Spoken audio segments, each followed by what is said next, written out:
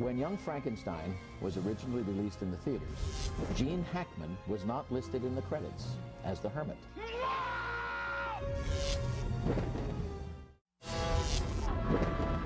You're watching Young Frankenstein, alive on Broadway. Putting on the Ritz. That number gets a huge ovation at every performance. But the famous movie scene that inspired that number was the cause of a big fight between Mel Brooks and Gene Wilder. This is the inside story. So I put some of the lyrics down, and the monster saying, Paris. When he read Putting on the Ritz, he said, "Are you crazy? This is frivolous. You and the monster are dancing top hat and tails to Irving Berlin." I had a big fight with Gene Wilder. I said, "Gene, this is too crazy." I argued till, well, I didn't see the color, but I think I must have been red turning towards blue. And Gene said, "Well, let's try it." I said, "Oh, no, we can't." And he said, "Well, let's try." I said, "All right." Before cameras rolled, Mel said this to the production crew. If you feel like laughing, here is a white handkerchief. When you feel like laughing, shove it in your mouth. We were filming, Putting on the Ritz, and I turned around, there was a sea of white handkerchiefs stuck in there. I said, "Okay, this is a hit." And he jokes about it now. He does? Yeah, he tells everyone. I was nuts. And I apologized profusely to Gene Wilder, and I said, "You're absolutely right from the beginning." If you're blue and you don't know where to go to, why don't you go where fashion sits? The Broadway version of that iconic dance number literally stops the show. When I yell, hit it, and the lights go to black, I can't sort of describe how thrilling it is, just because the audience is so excited to see it. It's explosive. The New Ritz was created by the show's director and choreographer, Susan Stroman. Let's drop by this rehearsal to teach you a few steps.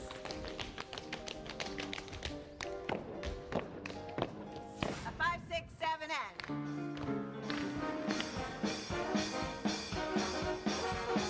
I knew that Putting on the Ritz had to be in Young Frankenstein, of course. So to get my hands on Putting on the Ritz was thrilling. Dress up like $1 million trooper.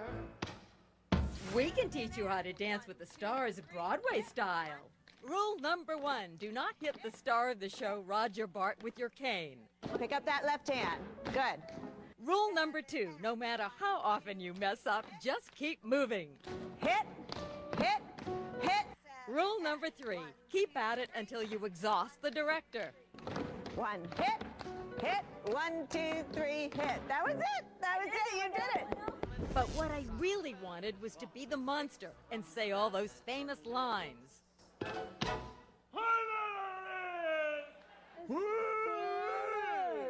Super duper. That's it.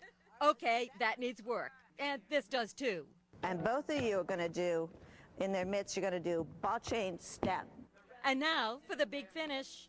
Putting on the Ritz!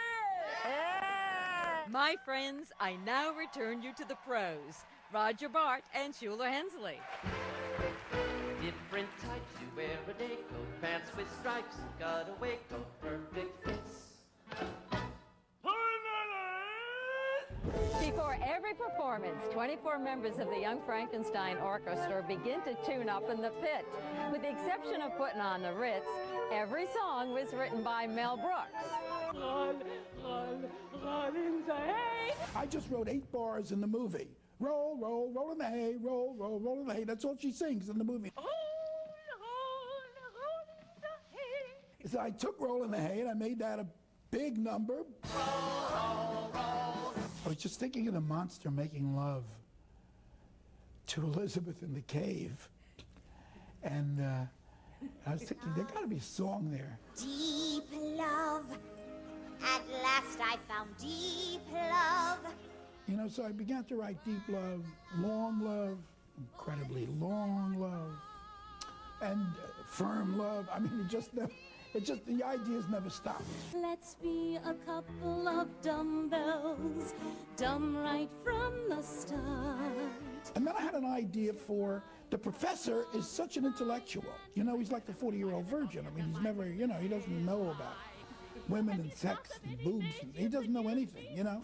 I wasn't ready to do the show yet, but I wrote another song called Listen to Your Heart. You'll find such bliss in the kissing we're missing, so listen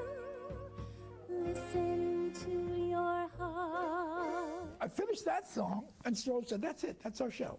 What did you really say? Well, when Mel came to me with a few of those songs, I said, this is the beginning of a show. Susan Stroman is Broadway's blonde dynamo with 5 Tony Awards, 2 of them for the producers.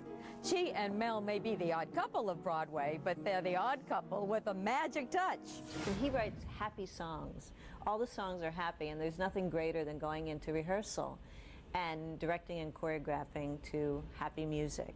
Sing love sweet song, I'm in jeans. Play there every morning. I'm looking at it. And play there. I can't do it. Yeah, I can do it.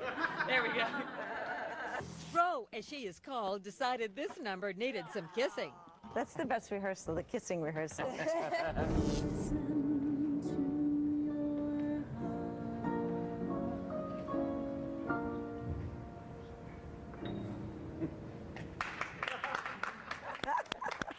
Now the kiss. I'm not sure. I think it was pretty darn good. I've never played a character like Inga. She's not slutty, and she's not a tease. She's a simple farm girl, but she's European, so it's a different sensibility about sex, about sexuality. It's much freer, and she's there to serve the doctor, however he needs serving, basically.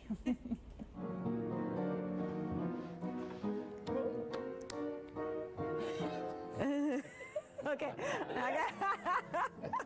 Okay, now that was right. Let's do it again without laughing. Okay. All in all, Stroh staged a total of 17 numbers for young Frankenstein. I think Stroh has done a much better job with this than she did with the producers.